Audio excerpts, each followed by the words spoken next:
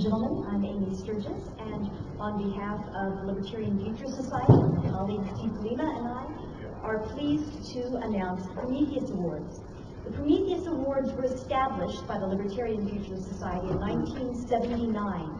For these past 35 years, they have been awarded to outstanding works of science fiction and fantasy that stress the importance of liberty as the foundation for peace, prosperity, progress, and justice. We have 4 honors to present tonight. For the 2014 Prometheus Award for Best Novel, we have a tie, and the tie is between Homeland by Cory Doctorow and Nexus by Ramez Nam. And it's our pleasure first to present this award to Cory Doctorow.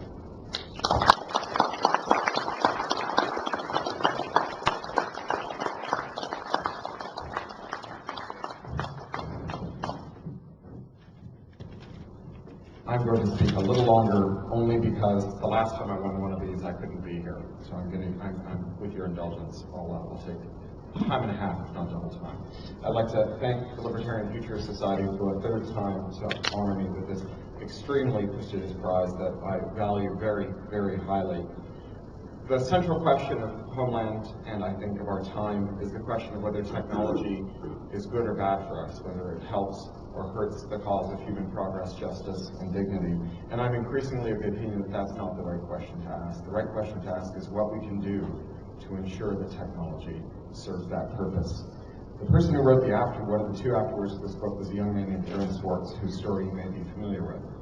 He died shortly before the book came out. And you may have heard that the cause that Aaron was involved with was whether or not information wants to be free. But as it turns out, I had occasion earlier this year to go on retreat with information. We went to a cabin in the Cotswolds. We told stories about our parents. We wept. We drank oaky Chardonnay. And at the end of it, information confessed to me that it wants nothing at all except for us to stop anthropomorphizing it. But what it does, what is certainly true, is that people want to be free. And when you live in an information society, you can't be free without free information. This last year has seen the coincidence of the publication of this book and the leaks by Edward Snowden, who I think of as a hero, that went to expose the deep rot that are at the core of this book, particularly the news that the U.S. and British governments have been participating in the sabotage of the network security on which all of our individual security depends. But it's also had another parallel, one that I'm not very happy with at all, and that's been saddening and shocking those of us who kept close an eye on it. 2 days ago, I woke up in my Wobegon hotel room to discover hundreds of tweets from people saying, my goodness, I didn't want to inhabit the Cory Doctorow future, #Ferguson. And if there's one thing that Ferguson has shown us, it's why we need the project to find out how technology can make us more free, why we need the work of both Aaron Swartz and Edward Snowden. The increased militarization is the result of the increased disparity in our society, the increased wealth gap and injustice gap that we've seen in our society.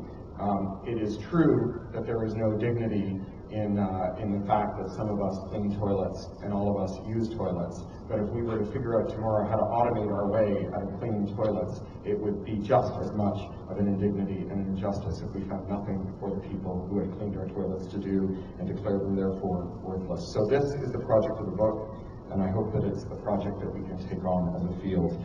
To automate our way out of drudgery, to use technology to organize the downfall of the establishment that sees scarcity as a feature and not a bug. It's why I wrote this book. It's why I got out of bed this morning.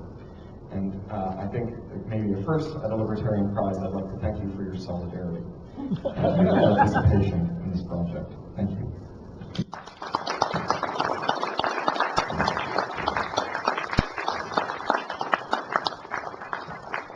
I'd also like to present this award to Ramez Nam. Unfortunately, his plaque is held up in customs, ironically. So, in fact, that will be sent to him.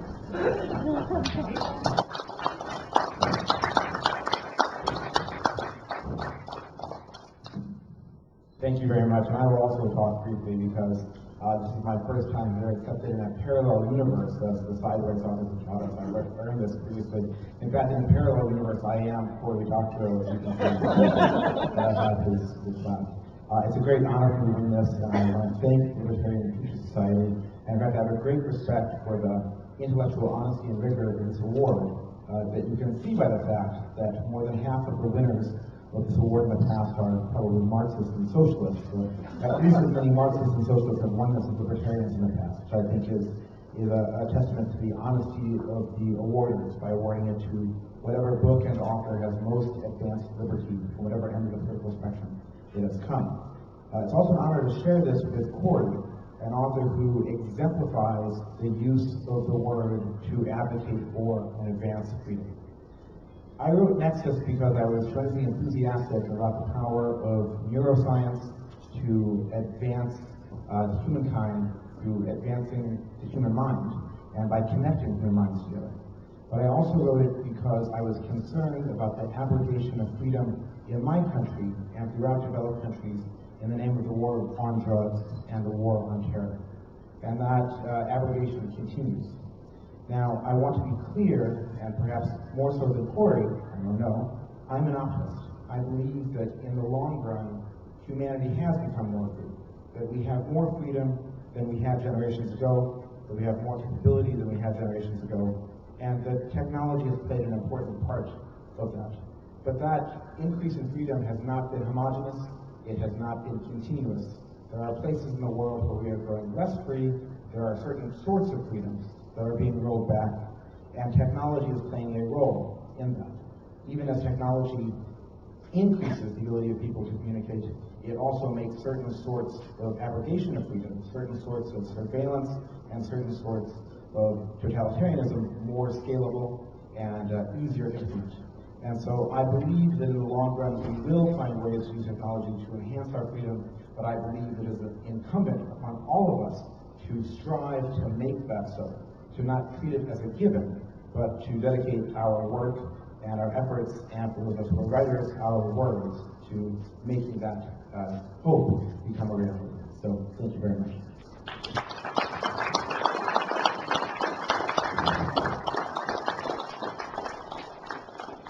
The winner of the 2014 Prometheus Award for Best Classic Fiction, that is our Hall of Fame Award, goes to the 1988 novel Falling Free by Lois McMaster Bujold. Ms. Bujold could not be with us in London, but she sent the following statement. I'd like to thank the Libertarian Futurist Society for honoring Falling Free with this award. I admit the transition from new writer Bujold to classic seems abrupt from my point of view, but such is the subjective nature of time. 1988, not that long ago in geologic terms. I'm glad the book seems to be holding up, and especially that it is still able to entertain a new generation of readers. I note that Falling Free has been a perennial nominee in this category for many years, off and on, which also says something about the virtues of persistence on your voters' parts. This seems a splendid way to retire from that space and give it over to other works that deserve notice. But a gold coin, which is on the plaque, is certainly as good as a gold watch as a retirement gift. My plaque was mailed to me earlier this summer, and a very fine object it is. Again, thank you. So, Ms. Bujold.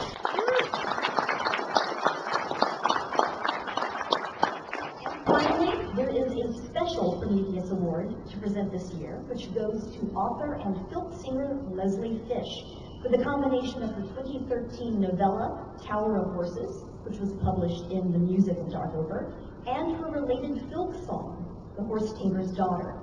Ms. Fish cannot be here with us tonight, but I believe she has sent a representative to accept on her behalf. Is that correct? And she too was sent her plaque. Leslie, of course, apologizes that she can't be here, but she did give me a few words to read to you. It says, first, friends and fellow fans, I hereby accept the Prometheus Award with mixed delight and amazement. Back when I first wrote The Horse Tamer's Daughter, I could never have expected that it would have evolved so far and reached so many. I've loved the Darkover series since I read the first novel, published as an ace double, never mind how many years ago. I was fascinated with the complex history, ecology, and politics of that planet of physics, of psychics. But as the merry anarchist I was even then, I could also imagine a host of problems with a basically feudal society. Even if the aristocracy was made up of telepaths, what recourse would the common folk have against their rulers' abuses? But given the rulers' tendencies to throw their genes around, as well as their weapons, I guess that ultimately they breed their own rebellion. And thus, the seed of the ballad was born. It proved to be an epic case in the classic sense, 15 verses long with choruses.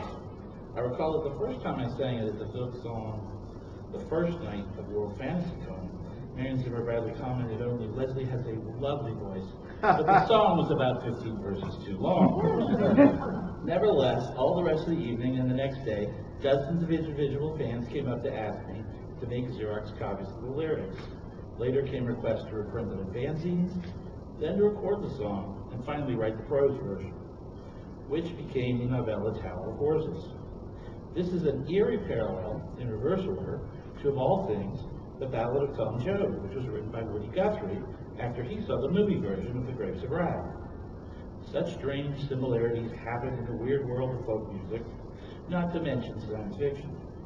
It's been a long and fascinating journey for what is essentially a science fiction protest song. I am, as I said, amazed and delighted that it's traveled so far and stirred so many. Thank you all. Leslie Fish.